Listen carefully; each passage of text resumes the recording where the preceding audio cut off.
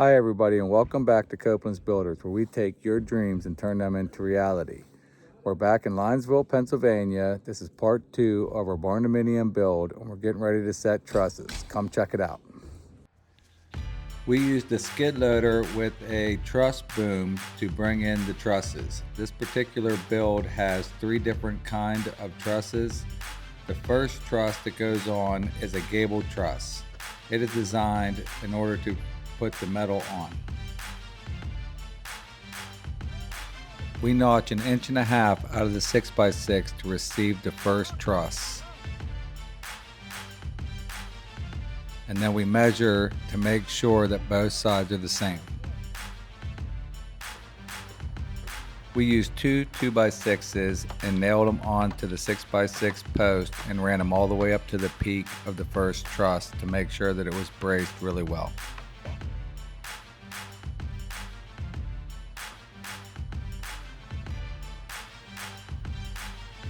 The next truss we're using on this job is a standard 612 truss. These will be going on the garage.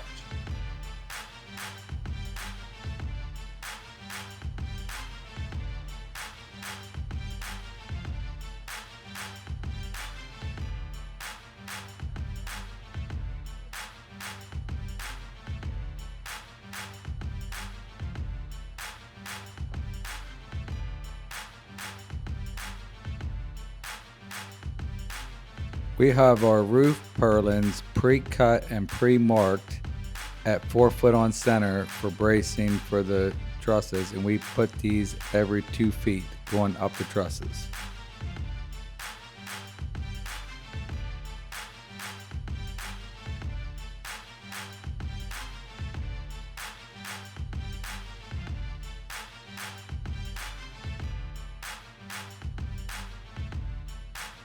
After nailing on all our roof purlins,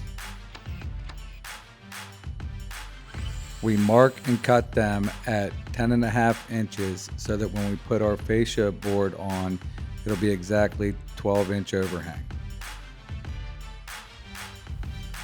He is tying a guide rope to the end of the truss to help guide the truss in when they put it up with the skid loader.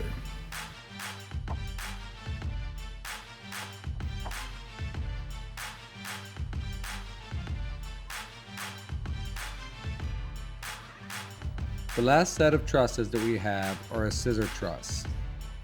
They wanted to have a more open feel in the living area. He checks the string to make sure the truss is in the right place before we nail it down, and then they nail right into the nailing blocks. Once all the 2x4 roof purlins are on, we nail a 2x6 on the end for our fascia board.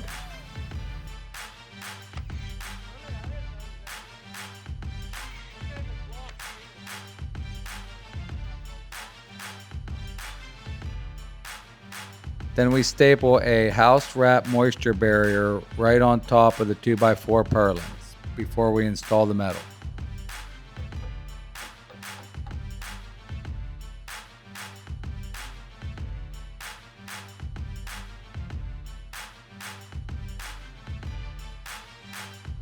We got the house wrap on just in time because our metal just showed up. We are using our forks on our skid loader to unload the metal from their truck.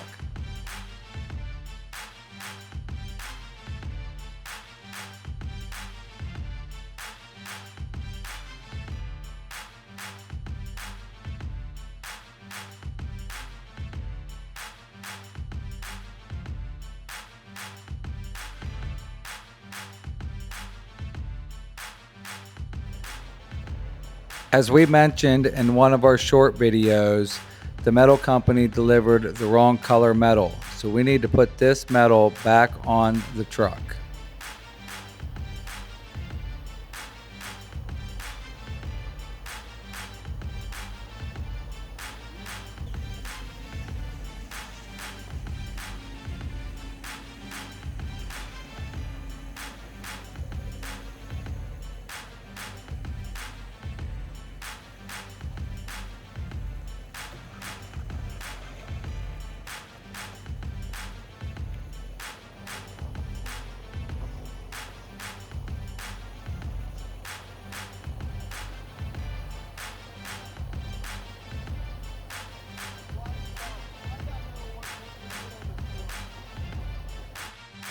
This trim piece here is called C&T. It is designed so that you can insert side metal on the bottom and your soffit on the top.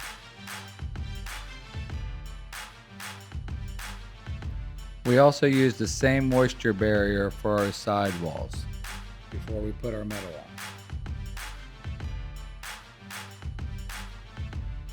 Levi is marking our overhead door trim. He makes it 1 inch bigger so that he can bend the top to make a really nice inside corner.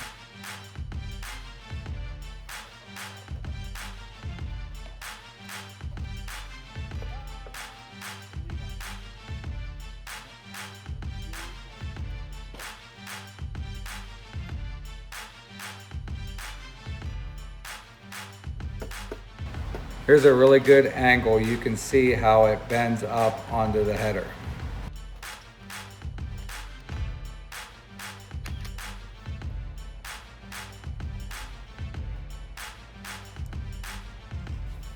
Then we install the top one right over top of that bend.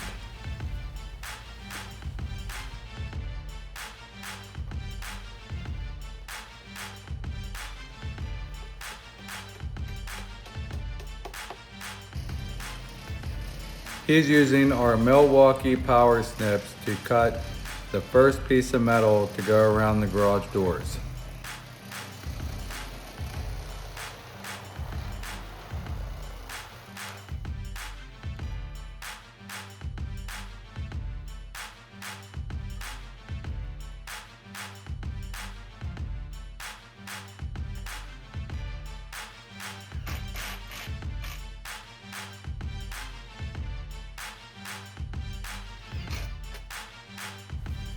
To get the metal above the garage doors, we have to slide it in the J channel above the garage door and the J channel and our C&T on the top.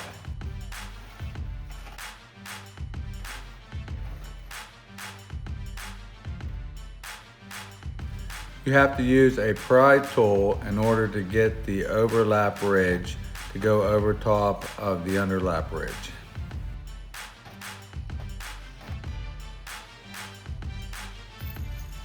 Because of the concrete on the bottom of the 6x6 permacolumns, we have to pre-drill with a concrete bit.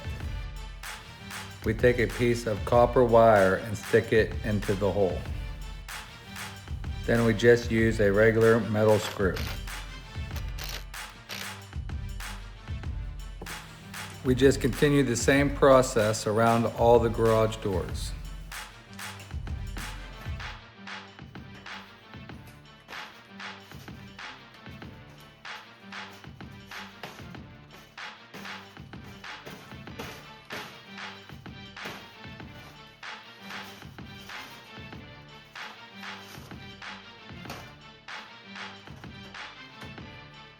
So that's all that we have today. I really hope that you enjoyed it. If you did, please hit the like and subscribe button and come check us out on our next video where we're planning on framing in the man doors and the windows and maybe getting on some roof metal. If you are in the northwestern Pennsylvania or eastern Ohio area and are interested in us building your building and being featured on one of our next videos, then call me, Robert, at 814-572-5241, and I'd be happy to talk to you.